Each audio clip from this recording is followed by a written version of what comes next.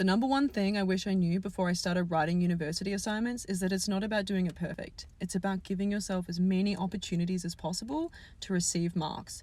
Hi, I'm Nirvana. I teach uni students. Let's break it down really quick. Let's say you got an assignment and it's got 10 things you have to do. I know that's overly simple, but play along with me. And let's say it's marked out of 10. You have to define something, explain it, give examples, format it, link it back to something maybe, write it really well, and write it really academically. Let's say there's a few things that you're a bit nervous about and you're a bit confused on. Maybe it's the definition and maybe it's like linking it back, okay? So let's say you're starting there and you're spending all of your time trying to find a definition that you like or phrasing it and trying to link it back and all these things, and you think, okay, once I've figured these out, the rest is easy. I know how to do those things. Okay, let's say you do those, you're really happy with them and they're gorgeous and you get perfect marks for those few things, but maybe you spent too much time there. Maybe you've made some citation errors, maybe you've made some formatting mistakes, maybe you've forgotten some examples, maybe you skimped on an explanation because you spent all of your time there. Okay, out of 10, maybe we're looking at a 5 or a 6.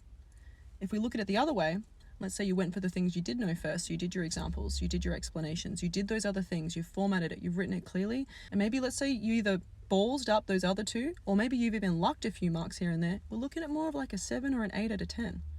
Give yourself more opportunities to receive marks. It's about quantity and then quality. Also, when you're starting with things that you do know, you're in a place of confidence, and sometimes things will click while you're doing them. Maybe someone will say something and you'll be like, oh my God, yes, that's how I want to phrase it. Maybe you'll read something in the research you're using that'll make it all click for you.